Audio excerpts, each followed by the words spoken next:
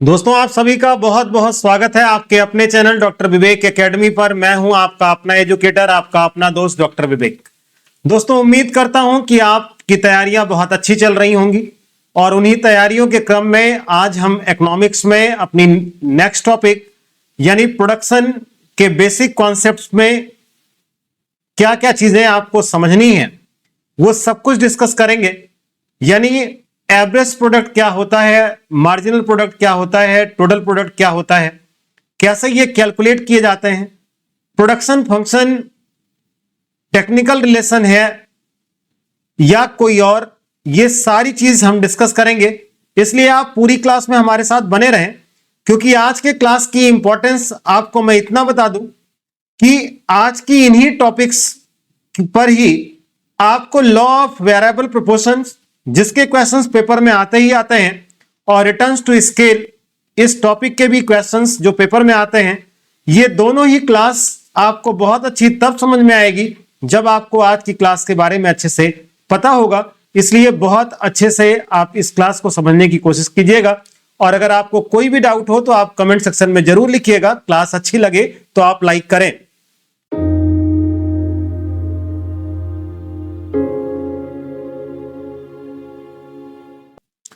तो class start करते हैं और टॉपिक है मीनिंग ऑफ प्रोडक्शन की। अगर आप प्रोडक्शन की बात करें, देखिए क्लास हिंदी और इंग्लिश दोनों में नोट्स दिए गए, इसलिए लैंग्वेज को लेकर के आपको कोई प्रॉब्लम अराइज नहीं होनी चाहिए, मैं ये उम्मीद कर सकता हूं। देखिए यहां पर टॉपिक प्रोडक्शन का दिया है, तो बहुत ही सिंपल वर्ड में इसको आप समझ लें कि प्रोडक्शन जो है वो एक प्रोसेस को डिनोट करता है जो इनपुट और आउटपुट के बीच में रिलेशनशिप को एस्टैब्लिश करता है। अब अगर आप इनपुट की बात करें तो बहुत इजी एग्जांपल से आप समझिएगा। जैसे मान लीजिए आपको मिठाइयां बनानी हैं तो उसके लिए दूध और चीनी की जरूरत पड़ेगी, तो दूध और चीनी ये इनपुट का काम करेंगे और जो चीज बनके तैयार हुआ है वो आउटपुट कहलाएगा। तो इनपुट और आउटपुट के बीच में जो ये प्रोसेस हो रहा है, इस चीज को हम प्रोडक्शन के नाम से जानते हैं। एक दूसरा टर्म समय ये भी कह सकते हैं, किसी भी चीज की यूटिलिटी को बढ़ा देना, उस चीज को प्रोडक्शन के नाम से जानते हैं। फॉर एग्जाम्पल आप समझिएगा, जैसे मान लीजिए कहीं मिट्टी पड़ी हो, उसकी कोई उपयोगिता यानी यूटिलिटी नहीं है, लेकिन अगर उससे ब्रिक्स यानी ईंट बन जाते हैं तो उससे उसकी यूटिलिटी बढ़ जाती है। तो आपने यहां पर यूटिलिटी क्रिएट करने का काम किया है, तो यह चीज प्रोडक्शन कहलाएगा। तो प्रोडक्शन इनपुट और आउटपुट के बीच में रिलेशनशिप एस्टैब्लिश करता है। अब इसके कॉन्सेप्ट्स पर आप समझिएगा, जहां पर ये तीन वर्ड आपको बहुत अच्छे से याद रखने होंगे। उसका कारण मैं आपको बता दूं, आपको लॉ ऑफ वेरिएबल प्रोपोर्शंस पढ़ना है, जो बहुत ही इंपॉर्टेंट टॉपिक है, जो हम नेक्स्ट क्लास में आपसे डिस्कस करेंगे। रिटर्न्स टू स्केल पढ़ना है आपको, इसलिए आपको ये तीनों टॉपिक बहुत अच्छे से समझ में आनी चाहिए। टोटल प्रोडक्ट सबकी हिंदी भी लिखी हुई है, आप देख सकते हैं। मार्जिनल प्रोडक्ट और एवरेज प्रोडक्ट की बात करें तो देखिए टोटल प्रोडक्ट, मार्जिनल और एवरेज, ये फार्मूला आप याद रखिएगा, क्योंकि पेपर में आपसे फार्मूला भी ऐसे दे देगा और पूछेगा कौन सा नहीं है। ये आप मत समझिएगा कि इतना आसान टॉपिक आपसे पूछेगा, ये आपकी केवल सोच हो सकती है। आप जिस ग्रेड का पेपर देते हैं उसी ग्रेड के अकॉर्डिंग क्वेश्चंस पूछे जाते हैं। एलटी ग्रेड, टीजीटी, पीजीटी में पेपर ऐसा नहीं कि वो नेट के लेवल का होगा, इसलिए आपको छोटी से छोटी चीजों को याद रखना बेहद जरूरी है। अब अगर आपने यूटिलिटी की टॉपिक पढ़ी हो तो ये फार्मूला याद रखना आपके लिए बेहद आसान होगा। मैं वहीं से लिंक करके आपको बताता हूं। देखिए वहां पर आपने पढ़ा था marginal utility equal total utility n minus total utility n minus 1 और delta TU upon delta L, delta Q वहां पर था। अब यहां देखें आप, जहां पर यूटिलिटी वर्ड दिया गया था वहां पर यहां प्रोडक्ट वर्ड आ गया है। तो अगर आप उस टॉपिक को याद रखे हैं तो उसी के बेसिस पर ये दोनों फार्मूले दिए गए। इन सब की मीनिंग अभी हम आपसे डिस्कस कर रहे हैं। टोटल की बात करें तो वहां पर आपने सिग्मा एम यू लिखा था, आपने यहां सिग्मा एम पी हो गया। और दूसरा यहां पर है एवरेज से लिंक किया गया है, तो एवरेज प्रोडक्ट इंटू एल, यानी जो है लेबर की बात यहां पर की गई है, यानी ये फैक्टर की बात की गई है। तो टोटल प्रोडक्ट, मार्जिनल और एवरेज क्या होता है, अब एक एक करके आप इसको सही से समझिएगा। कह रहा total product is that total amount of goods and services produced in a given period by using various factors of production. देखिए फैक्टर्स ऑफ प्रोडक्शन की आप बात करें तो इसमें आप लैंड, लेबर, कैपिटल और भी बहुत सारे इसमें यूज कर सकते हैं। तो कहने का मतलब यह हुआ कि इनको यूज करके जो आपका टोटल प्रोडक्शन हुआ है उसी को हम टोटल प्रोडक्ट के नाम से जानते हैं। इसको कैलकुलेट करने के दो मेथड है, या तो आप मार्जिनल प्रोडक्ट से इसको कैलकुलेट करिए या तो एवरेज से आप कैलकुलेट करें तो आपको टोटल प्रोडक्ट मिल जाएगा। अब अगर आप मार्जिनल प्रोडक्ट की बात करें तो कह रहा है marginal product is the change in the total product due to applying one more or less unit of variable factor. Example समझिएगा, जैसे मान लीजिए अगर हम टोटल प्रोडक्ट की बात करें, वेरिएबल फैक्टर 1 2 3, यहां देखिएगा जैसे मान लीजिए पहले प्रोडक्शन ये 10 है और उसके बाद ये 18 हो गया, तो इनके बीच जो चेंज आया वो 8 का चेंज आया। इस 8 को ही मार्जिनल प्रोडक्ट के नाम से आप जानेंगे। अब मान लीजिए फिर इसमें जो चेंज आया ये आपका जैसे 24 हो गया मान लो, तो 24 और 18 का जब आप गैप करेंगे तो ये 6 आएगा। इस 6 को ही हम मार्जिनल प्रोडक्ट के नाम से जानेंगे। यानी मार्जिनल प्रोडक्ट को आप कैलकुलेट कर सकते हैं इस फार्मूले से। इसको आप बहुत अलग से मत याद करिए, जो आपने यूटिलिटी चैप्टर पढ़ा है उसके अकॉर्डिंग फार्मूले को आप लिंक करेंगे तो आपको बहुत अच्छा समझ में आ जाएगा। ये दोनों उसी पॉइंट्स पर आपको दिए गए हैं। फिर रही बात एवरेज प्रोडक्ट की, तो एवरेज का मतलब होता है पर यूनिट। ध्यान दीजिएगा, एवरेज का मतलब पर यूनिट। तो total product upon variable factor से आपको डिवाइड करना है तो आपको पर यूनिट प्रोडक्टिविटी का पता चल जाएगा। अब ध्यान दीजिएगा, जो सबसे इंपॉर्टेंट टॉपिक है जिसके से पेपर में क्वेश्चंस बनते ही हैं वो है आपका प्रोडक्शन फंक्शंस का। कह रहा है it studies the functional relationship between physical input and physical output of a commodity. यहां पर ये प्रोडक्शन फंक्शंस दिया गया है, क्वांटिटी आपको दी गई है एक्स कमोडिटी की, फंक्शंस दिया है और कह रहा है एल जो है वो लेबर के लिए और के कैपिटल के लिए, या आप ऐसे कह सकते हैं ये आपके फैक्टर्स ऑफ प्रोडक्शन है। एग्जांपल दिया गया है 40x इक्वल 5L यानी लेबर के लिए, 4K यानी कैपिटल के लिए। इसका सेंस क्या है यहां समझिएगा। कह रहा है it says that a maximum of 40 units of a commodity x can be produced using 5 units of labour and 4 units of capital. कहने का मतलब अगर आप 5 यूनिट लेबर का यूज करें, 4 यूनिट कैपिटल का यूज करें तो 40 यूनिट आप एक्स कमोडिटी का प्रोड्यूस कर सकते हैं। तो प्रोडक्शन फंक्शन जो है वो इनपुट और आउटपुट के बीच में रिलेशन बताता है, लेकिन ये ध्यान रखिएगा ये रिलेशनशिप फिजिकल होगा। फिजिकल का मतलब ये रिलेशनशिप जो है वो अमाउंट में नहीं होगा, यानी वो नंबर्स की बात करेगा बट अमाउंट यानी रुपए का यहां कोई संबंध नहीं है। ये ध्यान रखें, अभी आगे लिखा भी है क्या। और ये फंक्शनल रिलेशनशिप है, हिंदी में आप देखें तो ये आप पॉइंट आप याद रखेंगे। अब कह रहा है production function does not establish any economic relation. ध्यान दीजिएगा, हमने यहीं पर आपको बताया इकोनॉमिक रिलेशन होता तो ये पैसे की बात करता। प्रोडक्शन फंक्शन जो है ये इकोनॉमिक रिलेशन की बात नहीं करेगा, ये फंक्शनल रिलेशन की बात करेगा, जिसमें फिजिकल इनपुट और फिजिकल आउटपुट की बात की जाएगी। फिजिकल इनपुट और फिजिकल आउटपुट का मतलब यह हुआ कि यहां पर लेबर और कैपिटल यानी जो फैक्टर्स ऑफ प्रोडक्शन है उनके क्वांटिटी की बात होगी, यानी उनसे रिलेटेड जो प्राइस की बात है वो सारी चीजों से कोई मतलब नहीं है। कह रहा है it only establish a technical relation between inputs and output. और यहां देखिएगा कह रहा है जो टेक्निकल रिलेशन है वो डिसाइड कौन करेगा, इंजीनियर करेगा, इसका इकोनॉमिक्स से कोई लेना देना नहीं है। हिंदी में भी ये चीजें नोट की गई हैं।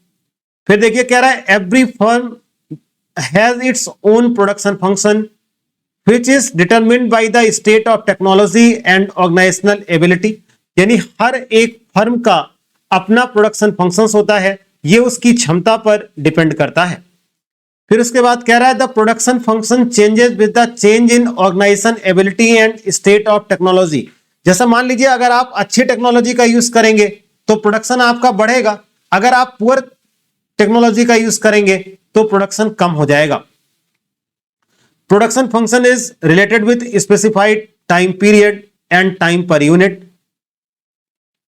Production function relates with factors of production, आपको बता दिया गया। फैक्टर्स ऑफ प्रोडक्शन में लैंड, लेबर, कैपिटल, इनका आप यूज कर सकते हैं। प्रोडक्शन फंक्शन इज इनडिपेंडेंट, देखिए जो पहले आपसे कहा कि जो प्रोडक्शन फंक्शंस है वो इनडिपेंडेंट है, मतलब कोई रिलेशन नहीं है किसका, price of input and output, मतलब प्राइस की स्टडी जो है प्रोडक्शन फंक्शंस में हम नहीं करते, ये आप ध्यान रखिएगा। और हम इन पॉइंट्स पे आगे बढ़े, एक जो सबसे इंपॉर्टेंट पॉइंट है वो आप सुन लें। पेपर में पूछता है कि प्रोडक्शन फंक्शंस का कर्व कैसा होता है, तो ये ध्यान रखिएगा वो आपका इनवर्स यू शेप्ड में होगा। ध्यान दीजिएगा, यू शेप्ड नहीं होगा, इनवर्स यू शेप्ड, तो ऐसा ही हुआ ना।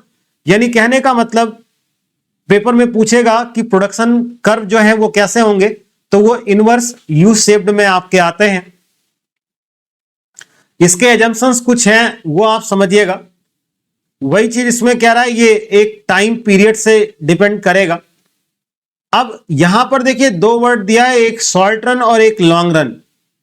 अब शॉर्ट रन और लॉन्ग रन को बहुत अच्छे से आप सुनिएगा।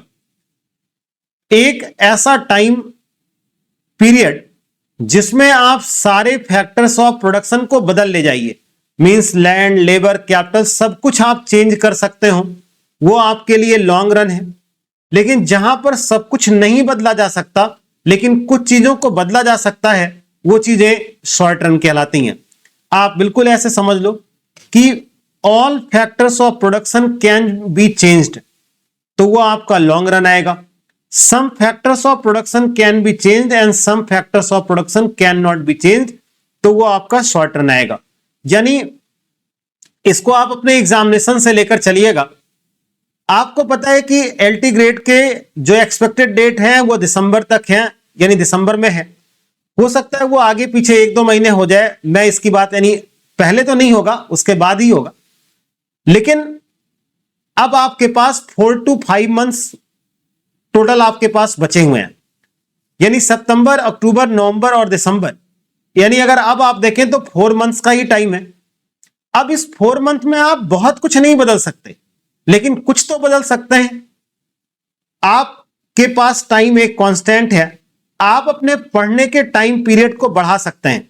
लेकिन अब आप ये सोचें कि हम सारी बुक्स फिर से अरेंज करें, सेल्फ स्टडी कर लें, पूरे नोट्स खुद बना लें, तो ये सब कुछ आप नहीं कर सकते। हां, 1-2 साल का टाइम होता तो सब आप कर सकते थे, तो वो लॉन्ग रन है। अब आप अपने पढ़ाई के घंटे और बने बनाए नोट्स, उन चीजों पर आप अच्छे से मेहनत कर सकते हैं। यानी आप कुछ तो बदल सकते हैं और सब कुछ नहीं बदल सकते, तो ये टाइम आपके लिए शॉर्ट रन है। तो शॉर्ट रन का मतलब जब सारे फैक्टर्स ऑफ प्रोडक्शन ना बदले जा सकें, और लॉन्ग रन का मतलब जब सारे फैक्टर्स ऑफ प्रोडक्शन बदले जा सकें।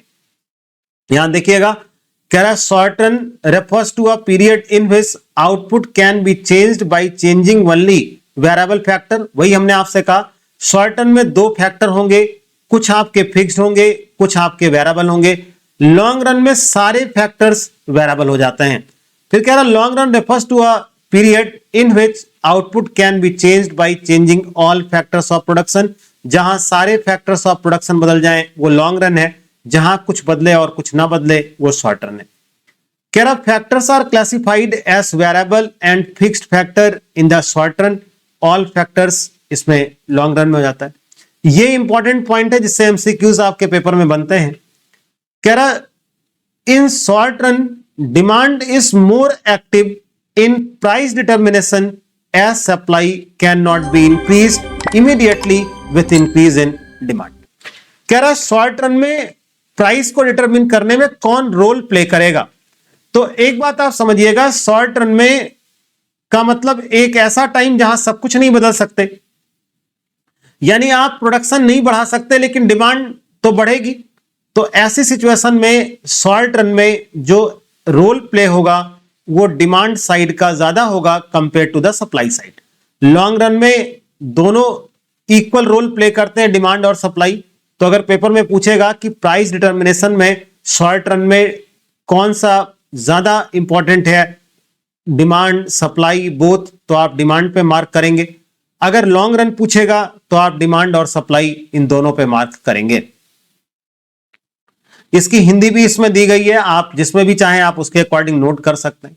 अब एक पॉइंट आप और समझिएगा, वेरिएबल फैक्टर और फिक्स्ड फैक्टर, इन दो पॉइंट्स पर देखिए क्या रहा, variable factor refers to those factor which can not be change in short run. वही लगातार आपको, which can be change in short run, मतलब जिसको आप शॉर्ट रन में बदल सकते हैं। जैसे रॉ मटेरियल आप ज्यादा खरीद सकते हैं, आप टेम्पोररी लेबर ला सकते हैं, पावर के लिए आप जनसेट का इस्तेमाल कर सकते हैं, आप डीजल ज्यादा यूज कर सकते हैं। मतलब इन सब चीजों को बढ़ाकर आप प्रोडक्शन बढ़ा सकते हैं, लेकिन आप शॉर्ट रन में किसी मशीन को ला करके स्टैब्लिश नहीं कर सकते, क्योंकि आपको कंपैरेटिव स्टडी करनी होती है, उतना ह्यूज अमाउंट आपको स्पेंड करना होता है, इसलिए आप उन चीजों को नहीं बदल सकते।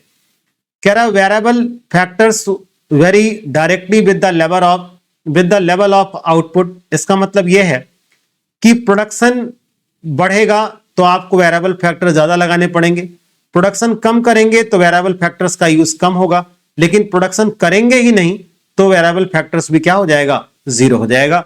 तो इतना आपको समझ में आना चाहिए था। जैसे इसको मैं आपको वेरिएबल फैक्टर और फिक्स्ड फैक्टर को एक शुगर मिल के एग्जांपल से बताता हूं। आने वाले अक्टूबर नवंबर मंथ से शुगर मिलें स्टार्ट हो जाती हैं। अगर आप बात करें तो आपका अगस्त बीत रहा है, सितंबर और अक्टूबर 2 महीने बचे हैं। इस 2 महीने में अगर शुगर मिल चाहे कि हम नई मशीनरीज लाके स्टैब्लिश कर लें और फिर उससे हम जो है चीनी बनाने का काम करें, तो ये बहुत आप कह सकते हैं कि एक ऐसा काम है जो उसके लिए शायद पॉसिबल नहीं होगा। तो यहां पर जो मशीन है वो जो पहले से ऑलरेडी बिल्ड है, यानी जो पहले से मशीनरी लगी है, वो उसके लिए फिक्स्ड फैक्टर हो गई। हां, वो एक काम कर सकती है, रॉ मटेरियल ज्यादा लेकर आए चीनी ज्यादा बनाने के लिए, लेबर को वो बढ़ा सकती है, पावर का इस्तेमाल ज्यादा कर सकती है कि हम चीनी के प्रोडक्शन को बढ़ा सकें। तो इसका मतलब यह हुआ कि जो वेरिएबल फैक्टर्स है इसका रिलेशन प्रोडक्शन से डायरेक्टली होता है। और अगर आप बात करें फिक्स्ड फैक्टर की, तो कह रहा है fixed factors refers to those factors which can not be changed in the short run. तो देखो आपको इतना समझना है कि वेरिएबल फैक्टर्स वो हैं जो शॉर्ट रन में बदलते हैं, फिक्स्ड फैक्टर वो हैं जो शॉर्ट रन में नहीं बदलते। एक बात आप ध्यान रखिएगा, कोई ये नहीं कह सकता कि किसके लिए कौन सा लॉन्ग पीरियड है, कौन सा शॉर्ट पीरियड। एग्जाम्पल आप समझना, जैसे मान लीजिए आप एक आम का पेड़ लगाते हैं, वो आम का पेड़ आपको 3 से 4 साल में फल देगा, तो आम के पेड़ के लिए वो 3 से 4 साल का जो वक्त है वो आपके लिए लॉन्ग पीरियड कहलाएगा। वहीं अगर आप एक कार की फैक्ट्री लगाना चाहते हैं तो हो सकता है 6 से 7 साल का समय लग जाए, तो ये 6 से 7 साल का समय लॉन्ग टर्म कहलाएगा। तो किसी चीज के लिए लॉन्ग टर्म क्या है, शॉर्ट टर्म क्या है, ये सिर्फ इस बात पर डिपेंड करता है, अगर आप सारे फैक्टर्स ऑफ प्रोडक्शन को बदलने की स्थिति में हैं, चाहे वो 1 महीने का ही टाइम हो, तो अगर आप सब कुछ बदल सकते हैं तो वो आपके लिए लॉन्ग पीरियड कहलाएगा। लेकिन कुछ बदल पाइए, कुछ ना बदल पाइए, वो आपके लिए शॉर्ट पीरियड कहलाएगा। तो आप लॉन्ग पीरियड और शॉर्ट पीरियड में कंफ्यूजन क्रिएट, मतलब वो कंफ्यूज होने की कोई जरूरत नहीं है। देखिए आज की क्लास से क्या क्या चीज आपको ध्यान रखना होगा। एक तो टोटल प्रोडक्ट, एवरेज प्रोडक्ट और मार्जिनल प्रोडक्ट, इन पर आप बहुत अच्छे से ध्यान दीजिएगा। दूसरी चीज, शॉर्ट रन क्या है और लॉन्ग रन क्या है, फिक्स्ड फैक्टर क्या है और वेरिएबल फैक्टर क्या है। आप इतने टॉपिक को बहुत अच्छे से 1 से 2 बार वीडियो को सुन करके आप कंफर्म कर लेंगे। उसका रीजन है, कल की क्लास हमारी सबसे इंपॉर्टेंट होगी, इस टॉपिक से रिलेटेड है, जिसमें आप पढ़ेंगे law of variable proportions. Law of variable proportions में टीपी, एपी और एमपी, इन तीनों के रिलेशनशिप और इन तीनों के डायग्राम आपको सीखने को मिलेंगे।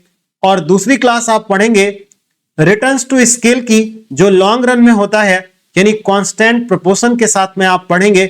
तो आप बने रहिए हमारे साथ। क्लास आपको अच्छी लगी हो तो आप लाइक करें, दोस्तों को आप शेयर करें, चैनल पर नए हैं तो सब्सक्राइब करें, और आप कमेंट करके जरूर बताया करिए क्लास आपको कैसी लगी, क्योंकि आपके कमेंट्स हमें अप्रिशिएट करते हैं और अच्छा करने के लिए। और आपके कोई सजेशंस अगर हैं, आपकी कोई और नीड है, तो आप जरूर बताइए। मिलते हैं अगली क्लास में। आप सभी का बहुत बहुत धन्यवाद।